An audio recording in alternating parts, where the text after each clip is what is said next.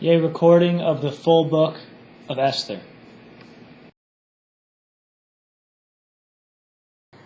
Now in the days of Ahasuerus, the Ahasuerus who reigned from India to Ethiopia over 127 provinces, in those days when King Ahasuerus sat on his royal throne in Susa, the citadel, in the 3rd year of his reign, he gave a feast for all his officials and servants. The army of Persia and Media, and the nobles and governors of the provinces were before him, while he showed the riches of his royal glory and the splendor and pomp of his greatness for many days, 180 days. And when these days were completed, the king gave for all the people present in Susa, the citadel, both great and small, a feast lasting for 7 days in the court of the garden of the king's palace. There were white cotton curtains and violet hangings, fastened with cords of fine linen and purple to silver rods, and marble pillars, and also couches of gold and silver on a mosaic pavement of porphyry, marble, mother of pearl, and precious stones. Drinks were served in golden vessels, vessels of different kinds, and the royal wine was lavished according to the bounty of the king. And drinking was according to this edict: there is no compulsion. For the king had given orders to all the staff of his palace to do as each man desired. Queen Vashti also gave a feast for the women in the palace that belonged to King Ahasuerus. On the 7th day, when the heart of the king was merry with wine, he commanded Mehuman, Biztha, Harbona, Bigtha, and Abagtha, Zethar, and Carcass, the 7 eunuchs, who served in the presence of King Ahasuerus, to bring Queen Vashti before the king with her royal crown, in order to show the peoples and the princes her beauty, for she was lovely to look at. But Queen Vashti refused to come at the king's command delivered by the eunuchs. At this the king became enraged, and his anger burned within him.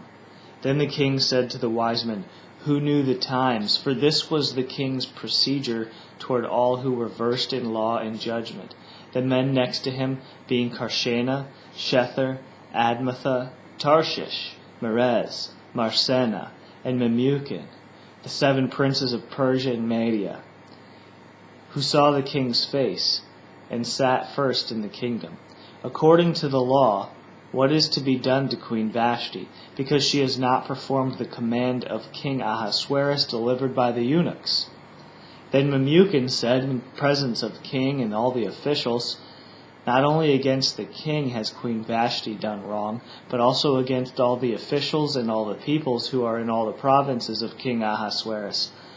For the queen's behavior will be made known to all women, causing them to look at their husbands with contempt, since they will say King Ahasuerus commanded Queen Vashti to be brought before him, and she did not come.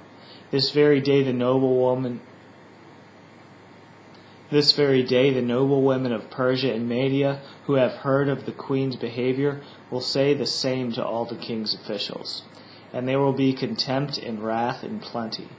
If it please the king, let a royal order go out from him, and let it be written among the laws of the Persians and the Medes, so that it may not be repealed, that Vashti is never again to come before King Ahasuerus.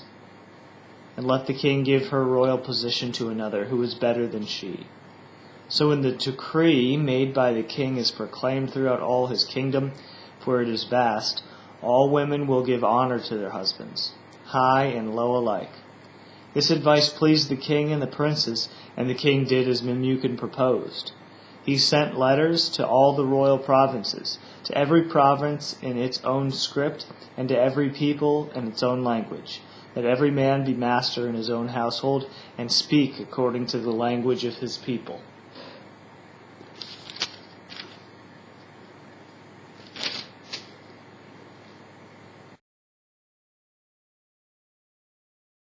After these things, when the anger of King Ahasuerus had abated, he remembered Vashti, and what she had done, and what had been decreed against her. Then the king's young men who attended him said, let beautiful young virgins be sought out for the king, and let the king appoint officers in all the provinces of his kingdom to gather all the beautiful young virgins to the harem, and Susa the citadel, under custody of Hegai, the king's eunuch, who is in charge of the women. Let their cosmetics be given them, and let the young woman who pleases the king be queen instead of Vashti." This pleased the king, and he did so. Now there was a Jew in Susa, the citadel, whose name was Mordecai, the son of Jair, son of Shimei, son of Kish, a Benjamite, who had been carried away from Jerusalem among the captives carried away with Jeconiah, king of Judah, whom Nebuchadnezzar, king of Babylon, had carried away. He was bringing up Hadassah, that is Esther, the daughter of his uncle, for she had neither father nor mother. The young woman had a beautiful figure and was lovely to look at. And when her father and her mother died, Mordecai took her as his own daughter. So when the king's order and his edict were proclaimed, and when many young women were gathered in Susa, the citadel, in custody of Hegai, Esther also was taken into the king's palace and put in custody of Hegai, who had charge of the women. And the young woman pleased him and won his favor. And he quickly provided her with her cosmetics and her portion of food, and with 7 chosen young women from the king's palace, and advanced her and her young women to the best place in the harem.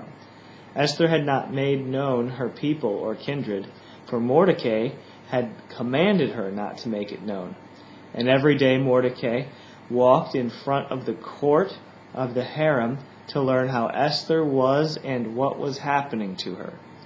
Now when the turn came for each young woman to go in to King Ahasuerus after being 12 months under the regulations for the women, since this was the regular period of their beautifying, 6 months with oil of myrrh, and 6 months with spices and ointments for women, when the young woman went in to the king in this way, she was given whatever she desired to take with her from the harem to the king's palace. In the evening she would go in, and in the morning she would return to the second harem in custody of Shashgaz, the king's eunuch, who was in charge of the concubines. She would not go in to the king again unless the king delighted in her, and she was summoned by name. When the turn came for Esther, the daughter of Abihail, the uncle of Mordecai, who had taken her as his own daughter, to go in to the king, she asked for nothing except what Hegai, the king's eunuch, who had charge of the women, advised. Now Esther was winning favor in the eyes of all who saw her. And when Esther was taken to King Ahasuerus into his royal palace, in the 10th month, which is the month of Tebeth, in the 7th year of his reign, the king loved Esther more than all the women, and she won grace and favor in his sight more than all the virgins, so that he set the royal crown on her head and made her queen instead of Vashti. Then the king gave a great feast for all his officials and servants. It was Esther's feast. He also granted a remission of taxes to the provinces and gave gifts with royal generosity. Now when the virgins were gathered together the second time, Mordecai was sitting at the king's gate. Esther had not made known her kindred or her people, as Mordecai had commanded her, for Esther obeyed Mordecai just as when she was brought up by him. In those days, as Mordecai was sitting at the king's gate, Bigthan and Tarish, 2 of the king's eunuchs, who guarded the threshold, became angry and sought to lay hands on King Ahasuerus. And this came to the knowledge of Mordecai, and he told it to Queen Esther, and Esther told the king in the name of Mordecai.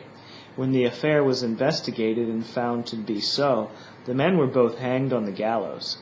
And it was recorded in the book of the Chronicles in the presence of the king. After these things did King Ahasuerus promote Haman the son of Hammedatha the Agagite, and advanced him, and set his seat above all the princes with him. And all the king's servants in the king's gate bowed and reverenced Haman, for the king had so commanded concerning him. But Mordecai would not bow or reverence. Then the king's servant in the king's gate said unto Mordecai, Why transgressest thou the king's commandment? Now it came to pass, when they spake daily unto him, and he hearkened not unto them, that they told Haman, to see whether Mordecai's matters would stand, for he had told them that he was a Jew.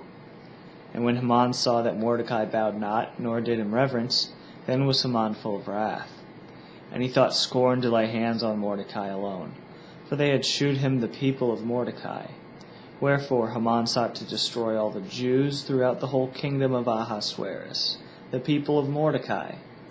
In the first month, that is the month Nisan, in the 12th year of King Ahasuerus, they cast Pur, that is the lot, before Haman from day to day, and from month to month, to the 12th month, that is the month Adar.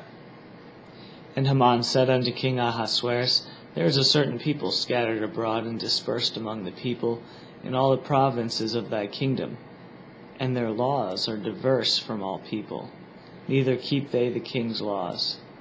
Therefore it profiteth not the king to suffer them.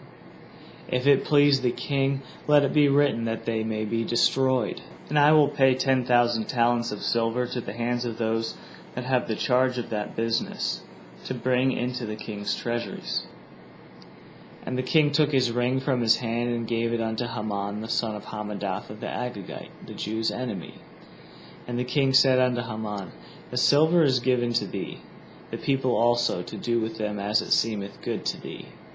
Then were the king's scribes called on the 13th day of the first month, and there was written according to all that Haman had commanded, unto the king's lieutenants, and to the governors over every province, and to the rulers of every people, of every province according to the writing thereof, and every people after their language. In the name of King Ahasuerus was it written, and sealed with the king's ring.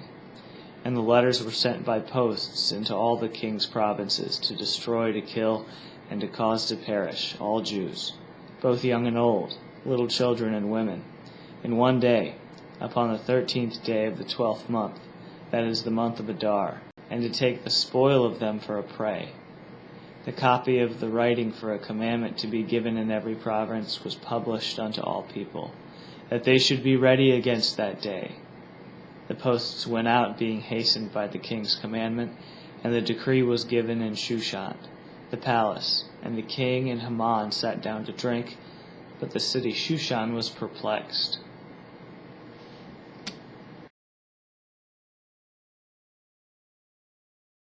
When Mordecai learned all that had been done, Mordecai tore his clothes and put on sackcloth and ashes, and went out into the midst of the city, and he cried out with a loud and bitter cry. He went up to the entrance of the king's gate, for no one was allowed to enter the king's gate clothed in sackcloth. And in every province, wherever the king's command and his decree reached, there was great mourning among the Jews, with fasting and weeping and lamenting, and many of them lay in sackcloth and ashes. When Esther's young women and her eunuchs came and told her, the queen was deeply distressed. She sent garments to clothe Mordecai, so that he might take off his sackcloth, but he would not accept them. Then Esther called for Hathach, one of the king's eunuchs, who had been appointed to attend her, and ordered him to go to Mordecai, to learn what this was and why it was. Hathach went out to Mordecai in the open square of the city in front of the king's gate, and Mordecai told him all that had happened to him, and the exact sum of money that Haman had promised to pay into the king's treasuries for the destruction of the Jews. Also he gave him the copy of the writing of the decree that was given at Shushan to destroy them, to shew it unto Esther, and to declare it unto her, and to charge her that she should go in unto the king, to make supplication unto him, and to make request before him for her people. And Hathach came and told Esther the words of Mordecai. Again Esther spake unto Hathach, and gave him commandment unto Mordecai. All the king's officials and the people of the royal provinces know that for any man or woman who approaches the king in the inner court without being summoned, the king has but one law, that they be put to death unless the king extends the gold scepter to them and spares their lives. But 30 days have passed since I was called to go to the king. When Esther's words were reported to Mordecai, he sent back this answer. Do not think that because you are in the king's house, you alone of all the Jews will escape. For if you remain silent at this time, relief and deliverance for the Jews will arise from another place, but you and your father's family will perish. And who knows but that you have come to your royal position for such a time as this? Then Esther sent this reply to Mordecai, Go, gather together all the Jews who are in Susa and fast for me. Do not eat or drink for 3 days, night or day. I and my attendants will fast as you do. When this is done, I will go to the king, even though it is against the law, and if I perish, I perish." So Mordecai went away and carried out all Esther's instructions. On the 3rd day, Esther put on her royal robes and stood in the inner court of the palace, in front of the king's hall. The king was sitting on his royal throne in the hall, facing the entrance. When he saw Queen Esther standing in the court, he was pleased with her and held out to her the golden scepter that was in his hand. So Esther approached and touched the tip of the scepter. Then the king asked, "What is it, Queen Esther? What is your request? Even up to half the kingdom it will be given you." "If it pleases the king," replied Esther, "let the king together with Haman come today to a banquet I have prepared for him." "Bring Haman at once," the king said, "so that we may do what Esther asks." So the king and Haman went to the banquet Esther had prepared. As they were drinking wine, the king again asked Esther, "Now what is your petition? It will be given you. And what is your request? Even up to half the kingdom it will be granted." Esther replied, "My petition and my request is this. If the king regards me with favor, and if it pleases the king to grant my petition and fulfill my request, let the king and Haman come tomorrow to the banquet I will prepare for them. Then I will answer the king's question." Then went Haman forth that day joyfully, and with a glad heart. But when Haman saw Mordecai in the king's gate, that he stood not up, nor moved for him, he was full of indignation against Mordecai. Nevertheless Haman refrained himself, and when he came home, he sent and called for his friends and Zeresh his wife. And Haman told them of the glory of his riches and the multitude of his children, and all the things wherein the king had promoted him, and how he had advanced him above the princes and servants of the king.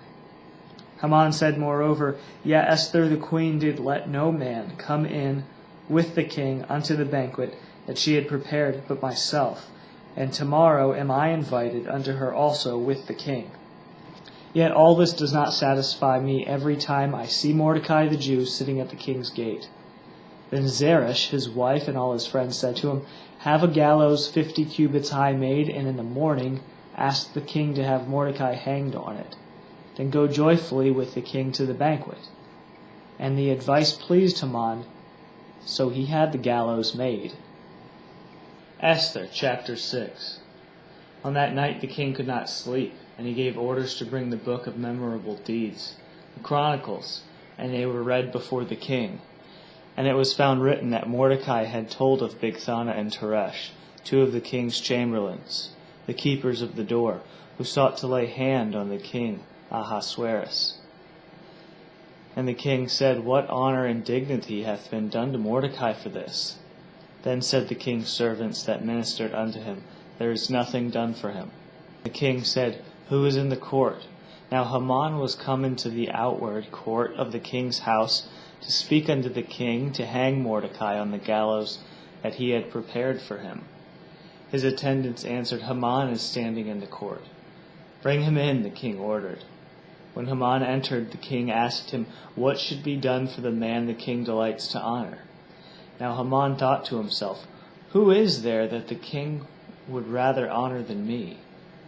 So he answered the king, "For the man the king delights to honor, have them bring a royal robe the king has worn, and a horse the king has ridden, one with a royal crest placed on its head. Then let the robe and horse be entrusted to one of the king's most noble princes. Let them robe the man the king delights to honor, and lead him on the horse through the city streets, proclaiming before him, 'This is what is done for the man the king delights to honor.'" Then the king said to Haman, "Take quickly the robes and the horse as you have said, and do so for Mordecai the Jew. He is sitting at the king's gate. Do not fall short in anything of all that you have said." So Haman took the robe and the horse and arrayed Mordecai, and led him on horseback through the city square, and proclaimed before him, "Thus it shall be done to the man whom the king desires to honor." Then Mordecai returned to the king's gate, but Haman hurried home, mourning with his head covered. When Haman told his wife Zeresh and all his friends everything that had happened to him, his wise men and his wife Zeresh said to him, If Mordecai, before whom you have begun to fall, is of Jewish descent, you will not prevail against him, but will surely fall before him." While they were still talking with him, the king's eunuchs came and hastened to bring Haman to the banquet which Esther had prepared. So the king and Haman went in to the feast with Queen Esther. And on the second day, as they were drinking wine after the feast, the king again said to Esther, "What is your wish, Queen Esther? It shall be granted you.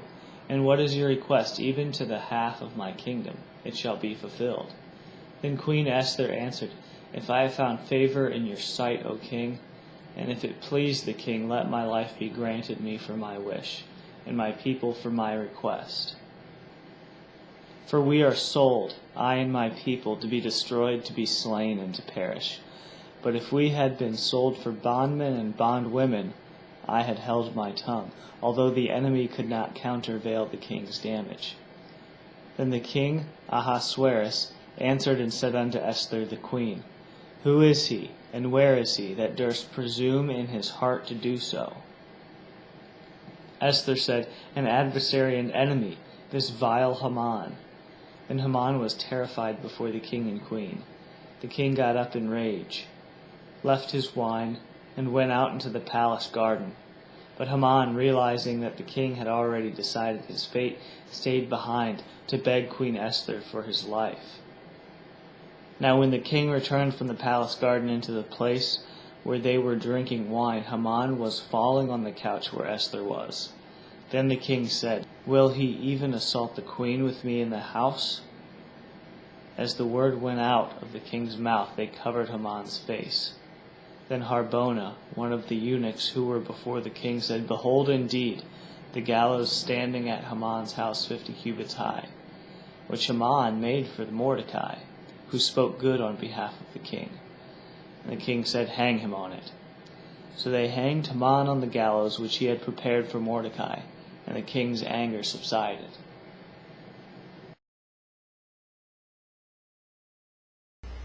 On that day King Ahasuerus gave Queen Esther the house of Haman, the enemy of the Jews.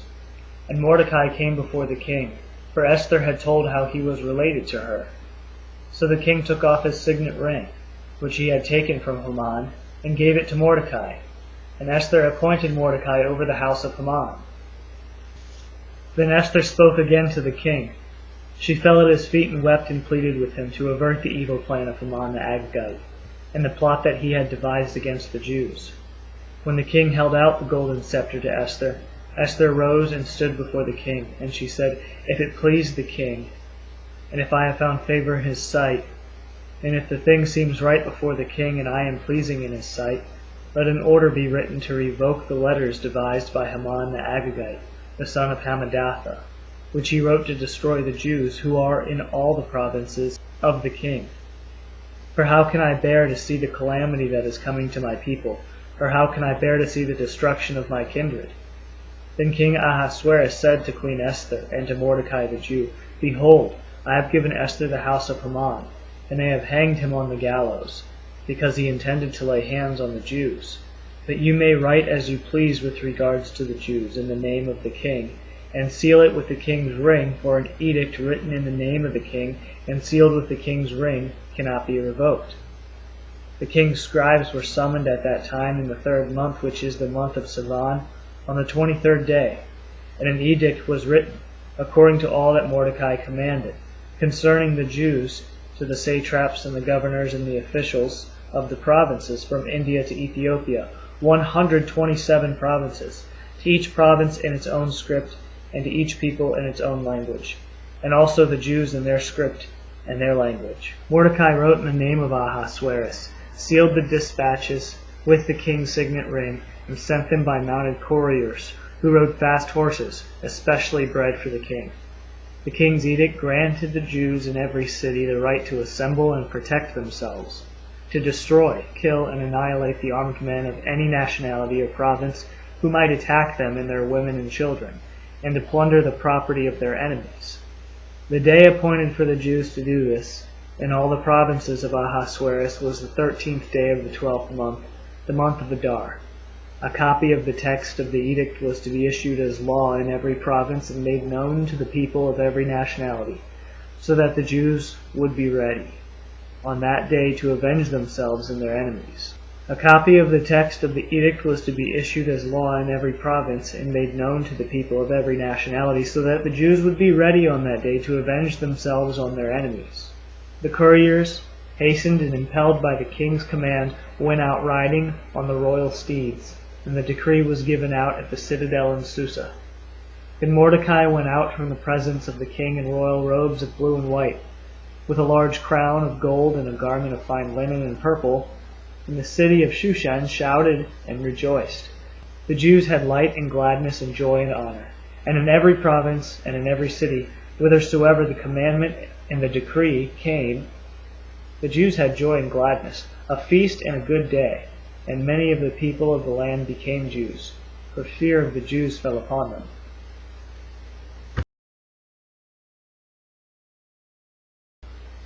Now in the 12th month, that is, the month of Adar, on the 13th day, the time came for the king's command and his decree to be executed.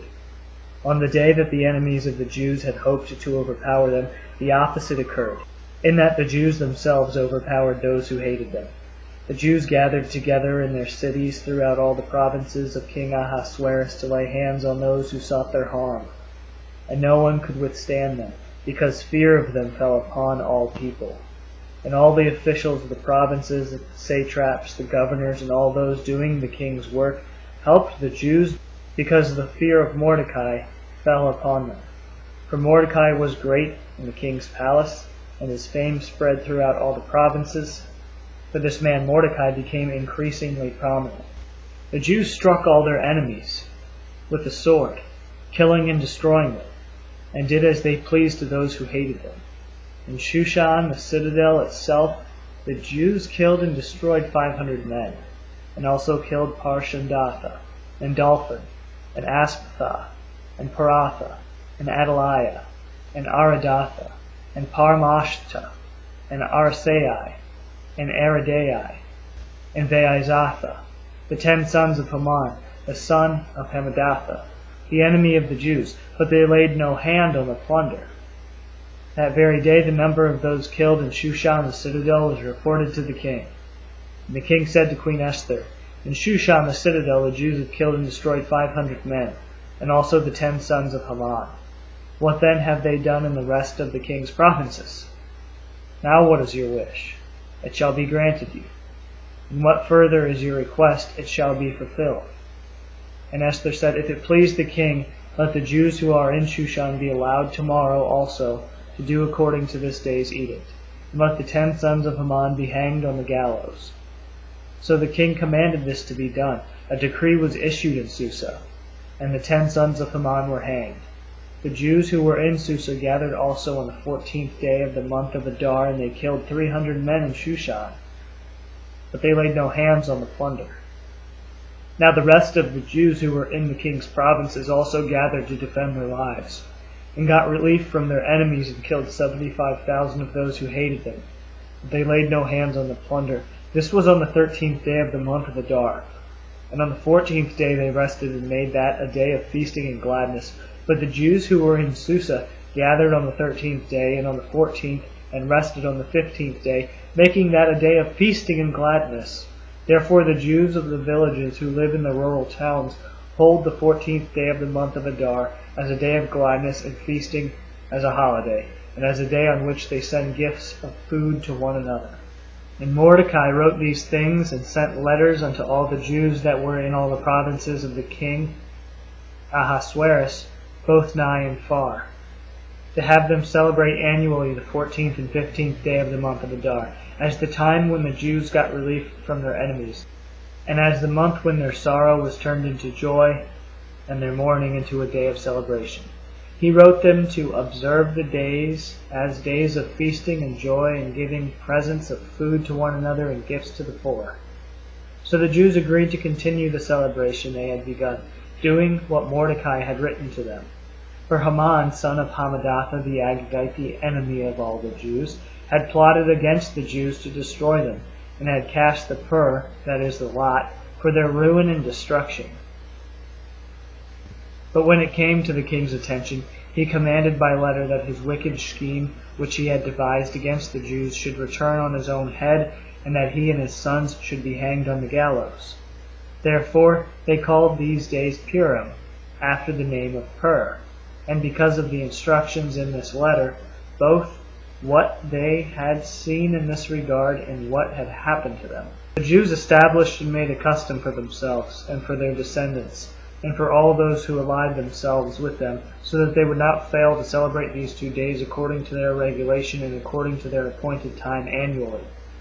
So these days were to be remembered and celebrated throughout every generation, every family, every province, and every city. And these days of Purim were not to fail from among the Jews, or their memory fade from their descendants. Then Queen Esther, daughter of Abihail, with Mordecai the Jew, wrote with full authority to confirm this second letter about Purim.